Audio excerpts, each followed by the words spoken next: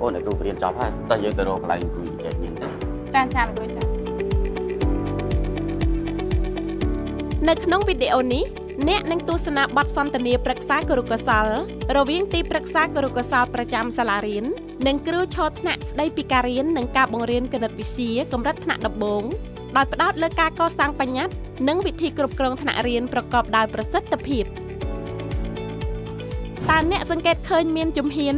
និងបំណិនប្រឹក្សាគរុកោសល្យអ្វីខ្លះតាមជំហាននីមួយៗចូលសរសេរឧទាហរណ៍ឬស្រង់សម្ដីជាក់ស្ដែងតើចំណុចណាខ្លះដែលអ្នកគិតថាអាចយកទៅអនុវត្តបានចូលបញ្ជាក់តើចំណុចណាខ្លះដែលអ្នកចង់ផ្លាស់ប្ដូរចូលបញ្ជាក់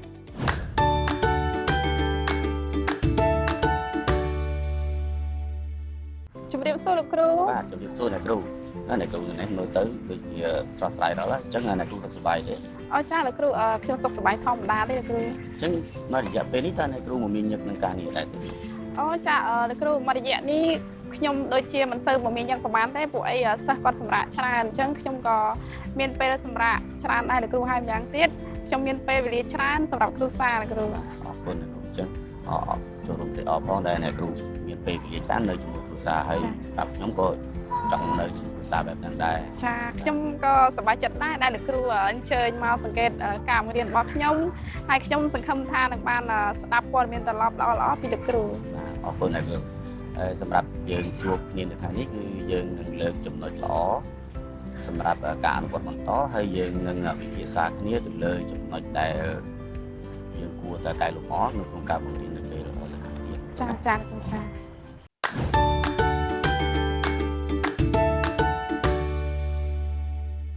សូមឲ្យអ្នកគ្រូលើកអំពីចំណុចដែលអ្នកគ្រូពេញចិត្តនៅក្នុងការបង្រៀនមេរៀនបាញ់នេះចាលោកគ្រូចំណុចដែលខ្ញុំគិតថាខ្ញុំពេញចិត្តនោះគឺខ្ញុំបានរំលឹកមេរៀនហើយខ្ញុំបានចាប់ផ្ដើមមេរៀនថ្មីខ្ញុំបានត្រៀមនិងរៀបចំសម្ភារៈបានគ្រប់គ្រាន់ហើយសិស្សមានការចាប់អារម្មណ៍ទៅលើសម្ភារៈរបស់ខ្ញុំពីព្រោះសម្ភារៈរបស់ខ្ញុំមានទំហំធំមានពណ៌ចម្រុះហើយច្បាស់ល្អងាយស្រួលឲ្យគាត់នឹងសង្កេតហើយធ្វើការគិតបានយ៉ាងស្រួលលោកគ្រូហើយម្យ៉ាងវិញទៀតខ្ញុំបានប្រើប្រាស់សម្ភារៈហ្នឹងដើម្បីទាញយកបញ្ញត្តិដោយចាប់ផ្ដើមពីរូបិយពាក្យកណ្ដាលរូបិយពាក្យកណ្ដាលរូបិយនិងទៅអរូបិយហើយអ្វីដែលខ្ញុំពេញចិត្តមួយទៀតនោះគឺខ្ញុំបានប្រើប្រាស់បណ្ណរូបស័ព្ទដើម្បីធ្វើការបែងចែកក្រុមសិស្សលោកគ្រូបាទអរគុណអ្នកគ្រូអញ្ចឹងបើតាមអ្វីដែលអ្នកគ្រូលើកឡើងអំពីបញ្ហា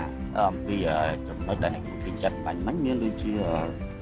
អ្នកគ្រូបានរំលឹកមេរៀនចាស់ចាអ្នកគ្រូបានធ្វើការចាប់ផ្ដើមមេរៀនហើយអ្នកគ្រូបានប្រើប្រាស់សម្ភារៈឧបទេសនៅក្នុងការកសាងបញ្ញត្តិនៅមេរៀនគណិតវិទ្យាហើយអ្នកគ្រូបានប្រើប្រាស់បណ្ណស័ព្ទដើម្បីបែងចែកការងារក្រុមតើអ្វីដែលខ្ញុំលើកឡើងត្រូវចាលោកគ្រូត្រឹមត្រូវហើយលោកគ្រូអរគុណអរគុណអ្នកគ្រូដែលបានបង្ហាញអំពីចំណាប់អារម្មណ៍និងការពេញចិត្តនៅក្នុងដំណើរការបង្រៀនបាញ់មិញហ្នឹងហើយទន្ទឹមនឹងហ្នឹងដែរក៏ខ្ញុំមើលឃើញថាអ្នកគ្រូធ្វើបានចំណុចល្អជាច្រើនទៀតដូចជាសិស្សនៅក្នុងថ្នាក់រៀនរបស់អ្នកគ្រូគាត់មើលទៅដូចពេញចិត្តនឹងរៀនជាមួយអ្នកគ្រូហើយការរូបភាពបង្ហាញរបស់អ្នកគ្រូហ្នឹងសម្រាប់កសាងសមត្ថភាពកសាងបញ្ញត្តិហ្នឹងមើលទៅរៀបតាមបានលំដាប់តាមលំដាប់លំដោយគ្រូហើយចំពោះរូបភាពធ្វើការងារក្រុមគឺអ្នកគ្រូមានទំហំសមស្របហើយមានពណ៌តាក់ទាញដែលធ្វើឲ្យកុមារគាត់ងាយចាប់បានហើយនឹងឆាប់យល់ហើយអ្នកគ្រូក៏បានបង្រៀនតាមគ្រប់ជំហានបាទហើយចំពោះការងារក្រុមគឺអ្នកគ្រូបែងចែកតាមវិធីបែងចែកក្រុមបានត្រឹមត្រូវហើយកំណត់ពេលវេលាបានច្បាស់លាស់អញ្ចឹងអ្វីដែលខ្ញុំលើកឡើងនេះតើសមស្របទៅនឹងអ្វីដែលគ្រូបានធ្វើដែរទេចាលោកគ្រូខ្ញុំយល់ស្របនៅអ្វីដែលគ្រូបានលើកឡើងនេះ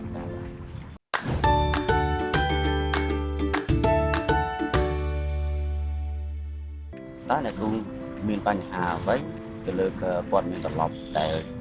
ចង់ពិភាក្សាកាលពីយើងជួបគ្នាលើកមុនដែរទេអូចាលោកគ្រូសម្រាប់ព័ត៌មានត្រឡប់កាលពីលើកមុនហ្នឹងខ្ញុំដូចជាមិនមានបញ្ហាអ្វីត្រូវលើកមកទេលោកគ្រូព្រោះអីខ្ញុំបានអនុវត្តរួចហើយក៏ការបង្រៀនរបស់ខ្ញុំហ្នឹងក៏សង្កេតឃើញថាមានភាពល្អប្រសើរជាងមុនហើយលោកគ្រូបាទអរគុណច្រើនអ្នកគ្រូអញ្ចឹងអរគុណអ្នកគ្រូមែនតើដែល ខិតខំប្រឹងប្រែងក្នុងការបង្រៀនហើយនឹងលើកយកអ្វីដែលថ្មីដើម្បីឲ្យការបង្រៀននឹងវាកាន់តែល្អប្រសើរ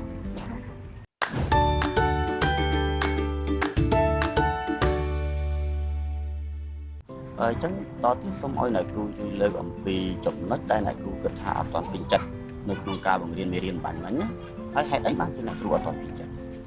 ចាលោកគ្រូចំណុចនេះដែរ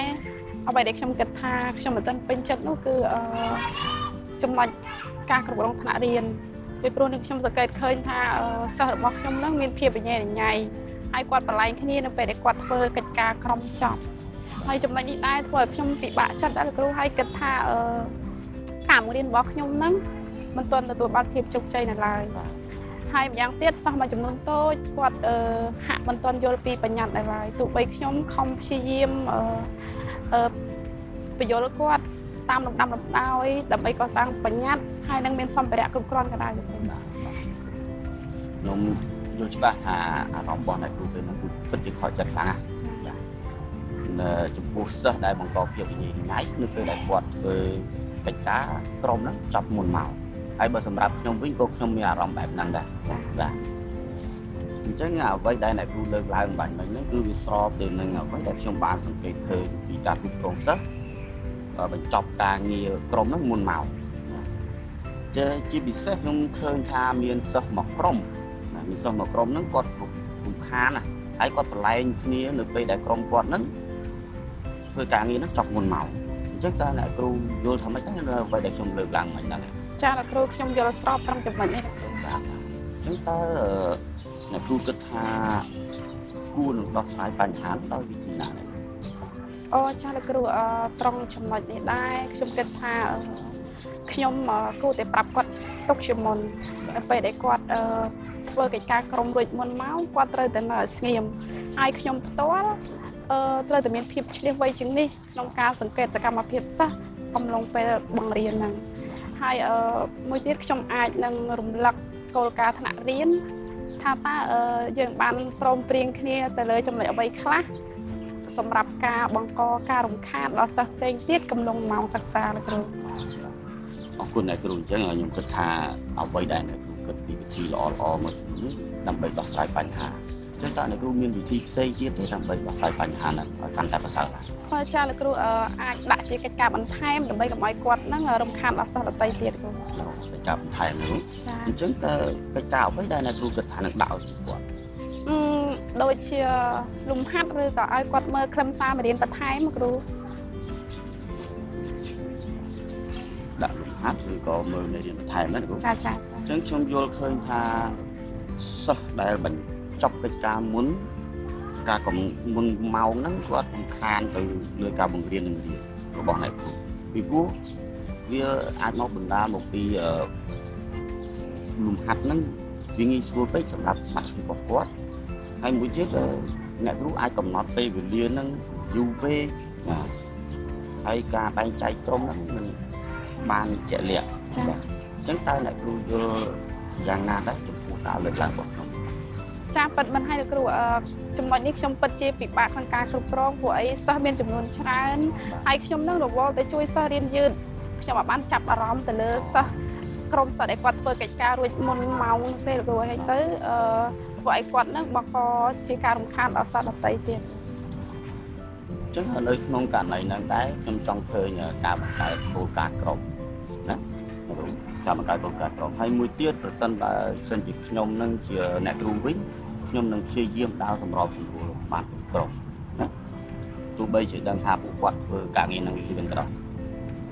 ហើយលើសពីការសម្របសម្រួលគ្រប់ក្រុមហ្នឹងយើងអាចណែនាំសិស្សានុសិស្សឲ្យគាត់ប្រើប័ណ្ណពណ៌បៃតងតែកាលណាគាត់លើកអាហ្នឹងទៅយើងដឹងថាសិស្សហ្នឹងក្រុមសិស្សហ្នឹងគាត់ធ្វើកិច្ចការនឹងរួចហើយអញ្ចឹងយើងនឹងដាក់កិច្ចការថ្មីឲ្យសមទៅនឹងសមត្ថភាពរបស់គាត់អញ្ចឹងតើអ្នកគ្រូយល់យ៉ាងម៉េចដែរចំពោះអ្វីដែលខ្ញុំបានលើកឡើងមិញចាលោកគ្រូ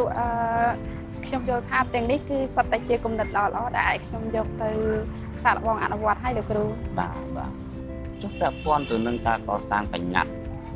គណិតវិទ្យានៅក្នុងមេរៀននេះវិញតើអ្នកគ្រូអាចដឹងទេថាហេតុអីបានសិស្សមួយចំនួន ហាក់មិនទាន់យល់ច្បាស់នៅក្នុងសារ អូចាលោកគ្រូចំណុចនេះដែរនៅពេលដែលខ្ញុំដាក់កិច្ចការឲ្យគាត់ធ្វើខ្ញុំអាចដឹងថាគាត់មិនទាន់យល់ច្បាស់ពីបញ្ញត្តិនៅឡើយ អ្នកគ្រូគិតថាការបង្ហាញលំដាប់លំដោយសម្ភារៈនៃការកសាងបញ្ញត្តិគណិតវិទ្យាតើសិស្សអាចយល់ច្បាស់អំពីខ្លឹមសារមេរៀនបានដែរទេ អូលោកគ្រូចំណុចនេះដែរការប្រើប្រាស់សម្ភារៈពីរូបិយទៅពាក់កណ្ដាលរូបិយសិស្សហាក់បីដូចជាមានភាពងាយស្រួលសម្រាប់ពួកគាត់ក៏ប៉ុន្តែការប្រើប្រាស់សម្ភារៈចាប់ពីពាក់កណ្ដាលរូបិយទៅពាក់កណ្ដាលរូបិយទៅពាក់កណ្ដាលអរូបិយគាត់ហាក់បីដូចជាមានភាពលំបាកលោកគ្រូដែលធ្វើឲ្យគាត់មិនអាចកំណត់នៅបញ្ញត្តិបានតែចាំលើក្រោយខ្ញុំនឹងព្យាយាមបញ្យល់គាត់បន្ថែមដើម្បីឲ្យគាត់នឹងចេះទាញរកបញ្ញត្តិបានគ្រប់គ្នាលោកគ្រូ បាទអញ្ចឹងខ្ញុំ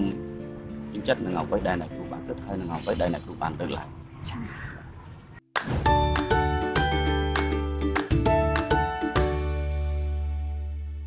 បាទ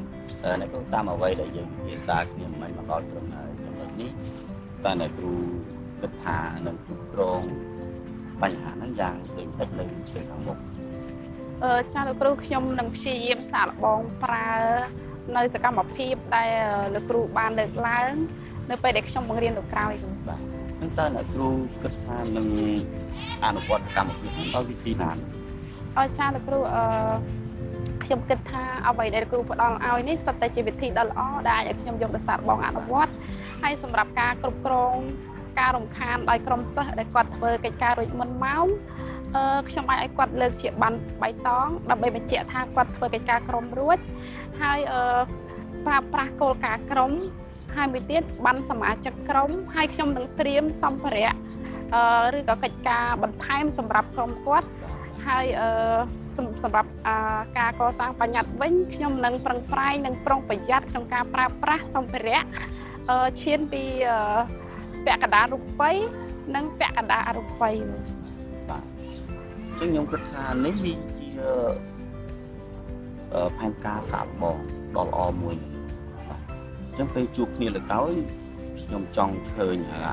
ការសាកល្បងរបស់អ្នកគ្រូហ្នឹងក្នុងការបង្រៀនមេរៀនបន្តទៀតកាន់តែប្រសើរឡើង ចា៎ អញ្ចឹងតើអ្នកគ្រូមានអ្វីចង់លើកយកមកពិភាក្សាទៀតទេ អូចាលោកគ្រូខ្ញុំដូចជាអស់ហើយដូចជាមិនមានអ្វីត្រូវពិភាក្សាទៀតទេលោកគ្រូ សូមអរគុណអ្នកគ្រូហើយខ្ញុំសង្ឃឹមថាការបង្រៀនលើកក្រោយនឹងទទួលបានលទ្ធផលល្អប្រសើរទីណា